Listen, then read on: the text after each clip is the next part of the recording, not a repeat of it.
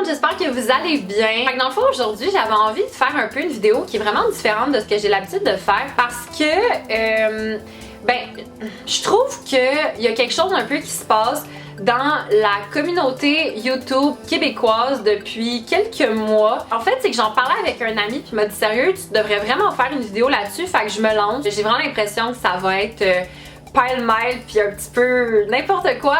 Mais en tout cas, j'espère que je vais être assez claire dans mes propos puis que je vais pas trop aller à gauche puis à droite. Je sais pas en fait si vous avez remarqué, mais dans les derniers temps, il y a beaucoup de youtubeurs québécois qui ont sorti des livres. Puis là en fait, je tiens juste à mentionner que dans cette vidéo-là, je ne mets pas du tout la faute sur les youtubeurs, les créateurs de contenu québécois, mais je pense que vous allez comprendre ce que je critique plus j'explique.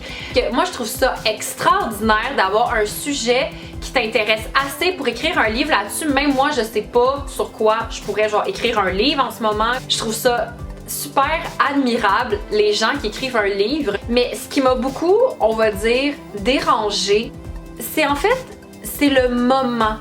Parce que je trouve que ok, dans la vague, mettons, il y a quelqu'un qui sortait un livre, là, il y avait son lancement, on voyait, mettons, les vlogs des différents youtubeurs qui assistaient au lancement du livre, puis tout ça, puis comme, la semaine d'après, c'était quelqu'un d'autre, puis la semaine d'après, c'était quelqu'un d'autre, puis la semaine, puis ça fait ça pendant quand même un bon moment.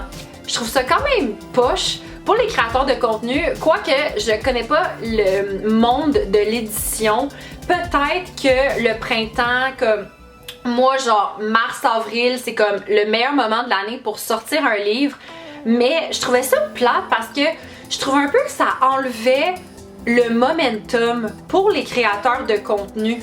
Parce que je trouvais que ça faisait très comme... Ok, littéralement, je trouvais que ça faisait très thank you next. Comme, ok, ben, on t'a vu toi, c'est bon, tu sais, la semaine prochaine, c'est quelqu'un d'autre. Puis aussi maintenant, c'est rendu que, tu sais, je remarquais que tout le monde, comme, veut pas le même type de projet, même si le livre en tant que tel, même si les livres qui sont sortis abordent pas du tout les mêmes sujets, ça reste quand même un livre.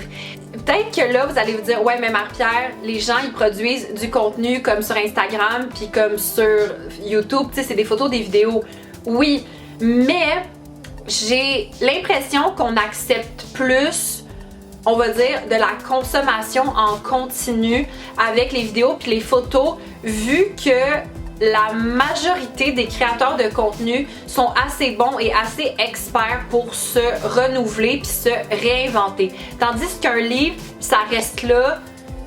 Quand il est publié, tu peux pas apporter des modifications, c'est ça, puis c'est ça. C'est juste qu'en fait, je trouve ça plate parce que surtout qu'un livre, c'est un contenu qui, on va dire, qui est un peu plus différent pour les youtubeurs. C'est comme, c'est vraiment le fun, tu sais, c'est le fun parce que dans un sens, ils sortent vraiment de leur médium traditionnel qui est genre le vidéo. Je sais pas si je suis la seule à qui ça faisait ça, mais moi, honnêtement, quand j'entendais comme projet secret, on va dire les six derniers mois, j'étais comme « Ah, mais c'est clairement un livre. » Comme, c'est clairement un livre. Puis on dirait que pour moi, ça m'enlevait un peu le plaisir des projets secrets parce que je voyais que c'est comme si la même recette était répétée pour tout le monde, même si tout le monde mettait un petit peu de sa touche personnelle, veut pas. C'est quelque chose qui m'a beaucoup dérangée dans les derniers temps, surtout que j'ai beaucoup remarqué, encore une fois, dans les 6 à peut-être 9 derniers mois, qu'il y a quand même beaucoup de créateurs de contenu québécois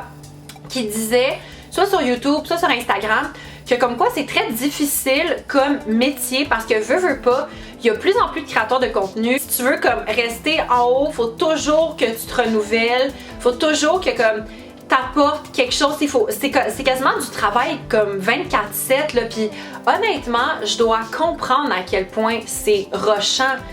Mais c'est juste qu'en même temps, je trouvais ça ironique. L'idée de comme on veut se démarquer mais en même temps que tout le monde sort des livres en même temps. Mais encore une fois, j'ai pas l'impression que c'est la faute des créateurs de contenu. C'est vraiment une hypothèse que je fais. En fait, peut-être que c'est eux qui ont décidé quand est-ce qu'ils voulaient sortir leur livre. Peut-être que c'est leur agence, peut-être que c'est la maison d'édition.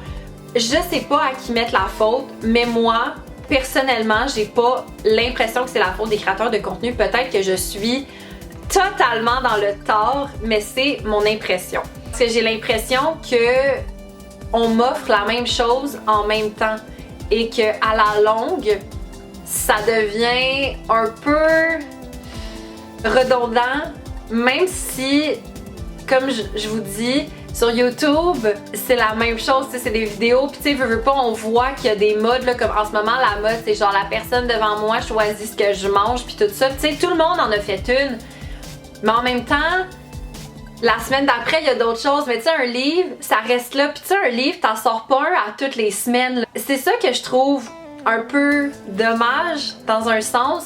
J'espère que vous n'allez pas trop me lancer de rush dessus. Je suis complètement ouverte à la discussion si jamais vous avez des points à apporter. J'espère vraiment pas que j'ai offusqué personne. En tout cas, c'est vraiment pas mon but. Mon but, moi, c'était juste d'exprimer mon point de vue par rapport à ça.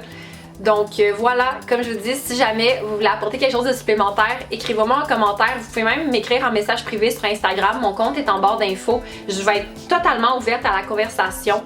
Donc, ben c'est pas mal ça. Donc, si vous aimez ce genre de vidéo-là, ben mettez un thumbs up, abonnez-vous à la chaîne, puis on se voit dans une prochaine vidéo. Ciao!